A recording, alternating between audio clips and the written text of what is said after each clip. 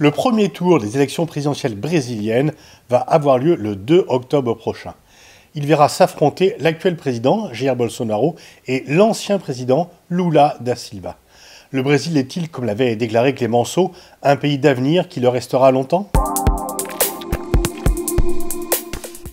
Avec plus de 8 millions de kilomètres carrés, le Brésil est le plus grand pays d'Amérique du Sud et le 5e au monde derrière la Russie, le Canada, la Chine et les États-Unis. Ce territoire immense offre au Brésil de nombreuses richesses. Avec 15 milliards de barils de réserves de pétrole, pour la plupart offshore, le Brésil se situe au 14e rang mondial en la matière. À cela s'ajoutent d'importantes réserves en bauxite, or, fer, manganèse, nickel, des terres rares ou encore d'uranium. Par ailleurs, le Brésil, parcouru par d'immenses fleuves, produit plus de 60% de son électricité grâce aux barrages.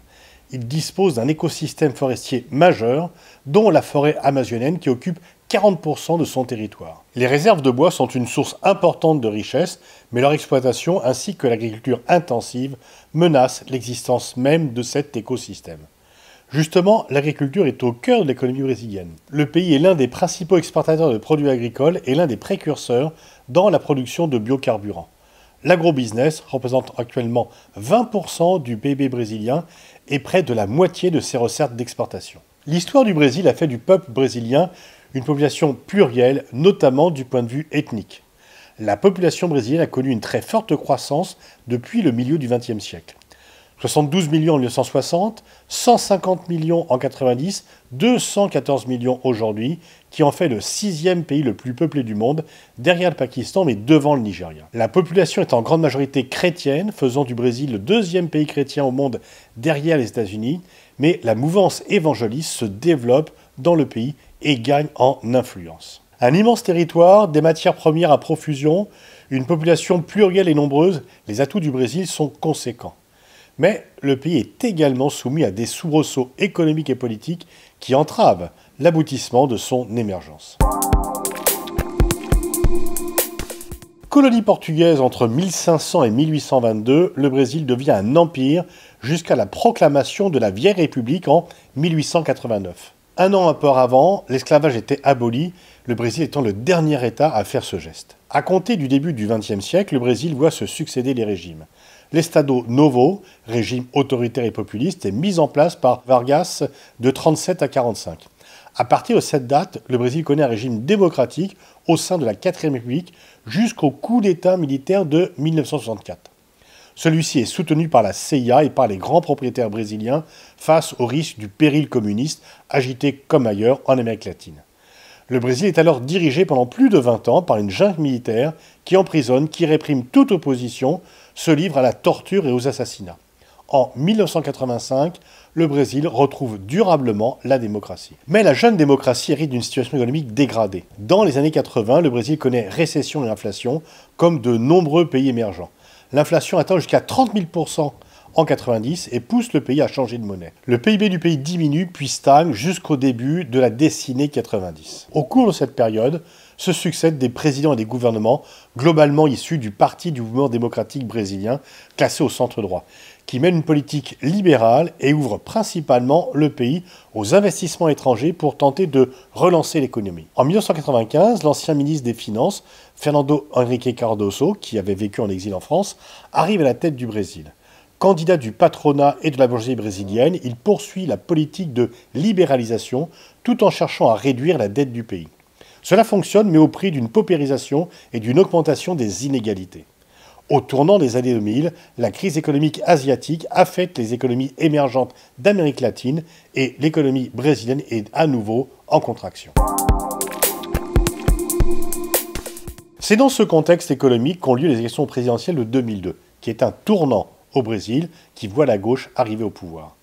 Luiz Inácio Lula da Silva, ancien ouvrier métallurgiste, figure du syndicalisme, longtemps illettré, qui a appris à lire pendant qu'il travaillait et qui avait été victime pendant la dictature d'arrestations et de tortures.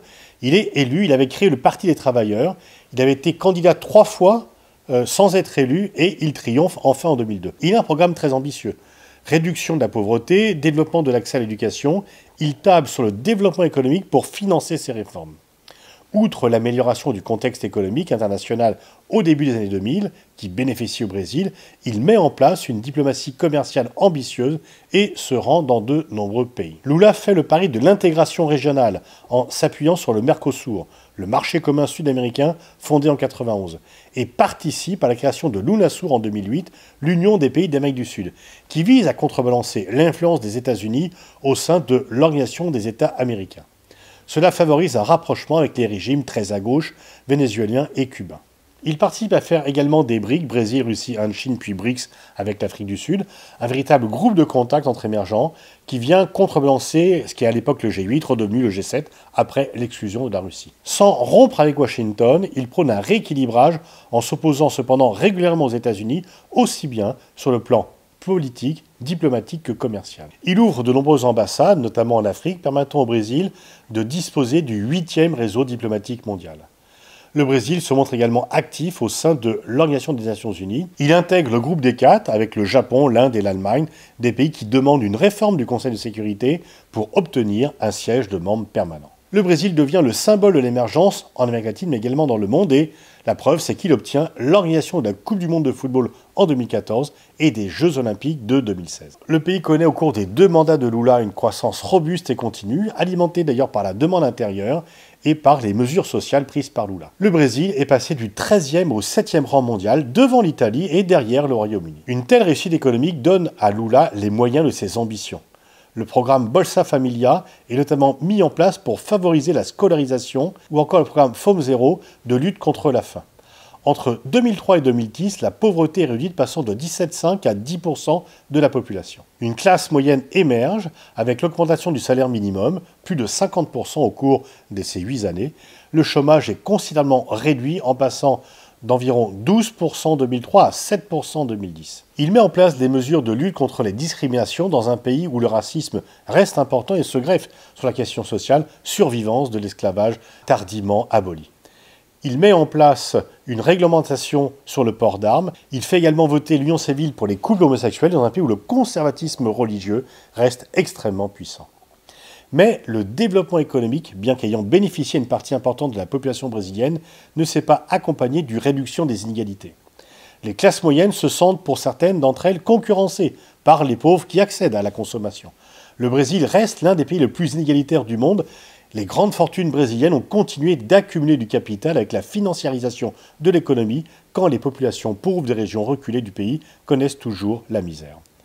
C'est Cardoso qui avait dit « Le Brésil n'est pas un pays pauvre, c'est un pays injuste ». Par ailleurs, Lula ne s'est pas attaqué à la Constitution qui n'a pas été changée et le Parlement brésilien est composé de multiples partis dont les convictions idéologiques sont faibles et qui sont plutôt des opportunistes qui passent des alliances coup par coup. Il est difficile pour un président de mener une politique claire. En 2010, Lula ne peut plus se présenter du fait de la Constitution. C'est son allié et protégé, Dilma Rousseff, qui est chef de son cabinet, qui lui succède en 2011. Dilma Rousseff s'inscrit dans les grandes lignes de la politique étrangère de Lula, notamment par rapport aux États-Unis.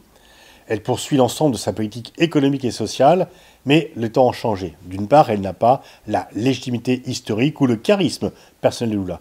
Et puis, le contexte économique rend son second mandat difficile. Elle a été réélue en 2014.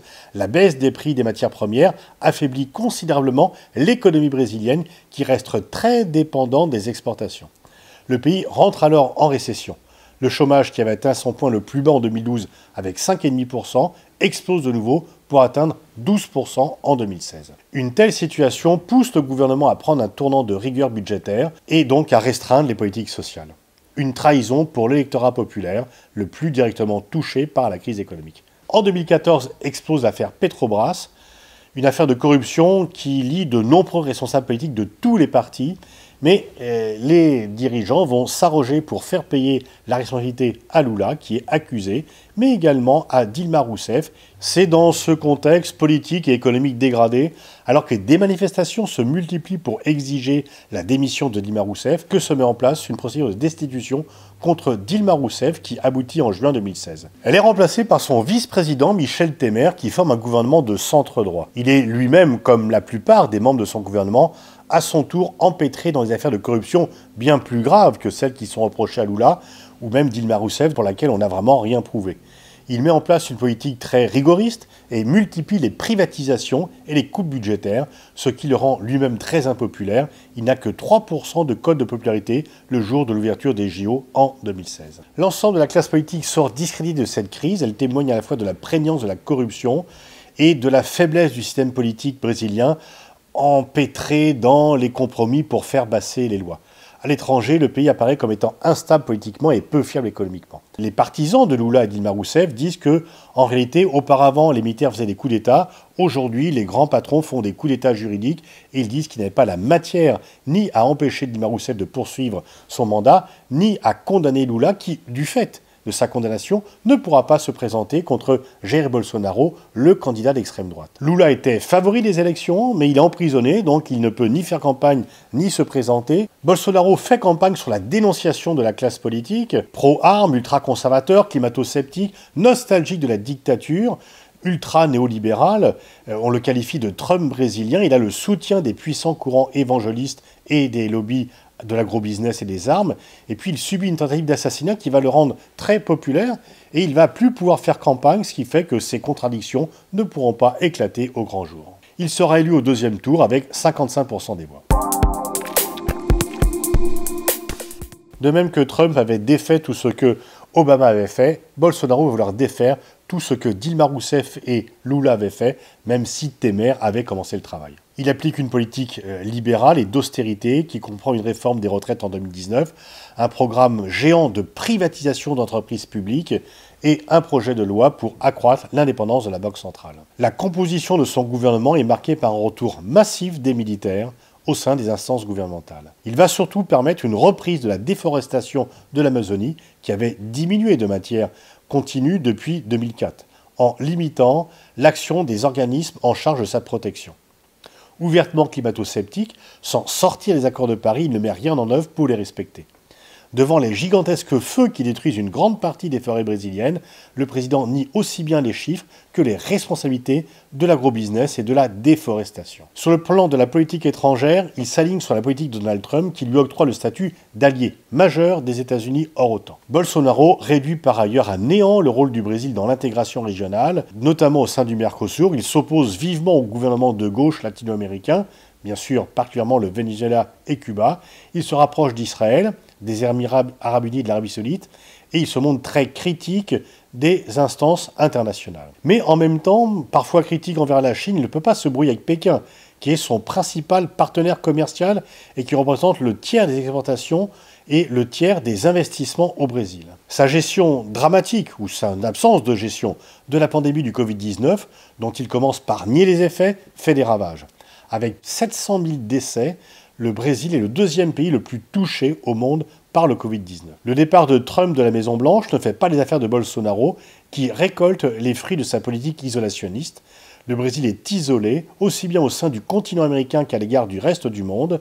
C'est également le cas du point de vue financier, les entreprises brésiliennes ayant elles aussi été victimes de la décrédibilisation portée par leurs dirigeants, et les investisseurs étrangers se sont montrés de moins en moins confiants dans la destination Brésil. La situation économique du pays ne s'est pas améliorée. La croissance du PIB brésilien dépasse à peine les 2% depuis 2018. Bolsonaro n'a rien corrigé des inégalités, bien au contraire, et ce, au détriment des classes populaires qui s'étaient pourtant en partie tournées vers lui en 2018. L'indice de Gini, qui permet de mesurer les inégalités au sein d'une société, situe le Brésil au 117e rang mondial, entre le Honduras et le Costa Rica. Le Brésil a rétrogradé à la 12e place de puissance mondiale d'un point de vue économique, et il se situe au 84e rang seulement pour le PIB par habitant, entre la Guyana et la Biélorussie, derrière l'Argentine, le Mexique ou le Chili. Lula, qui a été finalement acquitté, sort de prison et est candidat pour le PT. Il est favori des sondages face à un Bolsonaro affaibli et décrédibilisé. Si Lula était élu, le Brésil connaîtrait une nouvelle dynamique sur le plan interne tout d'abord. On assisterait très certainement à une réduction des inégalités et certainement aussi à une nouvelle croissance économique, mais également et surtout sur le plan diplomatique. Lula voudra impulser une nouvelle diplomatie brésilienne plus indépendante, plus autonome, reprendre un peu le flambeau du Sud global au moment où celui-ci se fait entendre, et le Brésil pourrait incarner ce champion avec d'autres, bien sûr, avec d'autres nations, mais pour donner effectivement une nouvelle impulsion dans ce monde où le Sud global est de plus en plus important.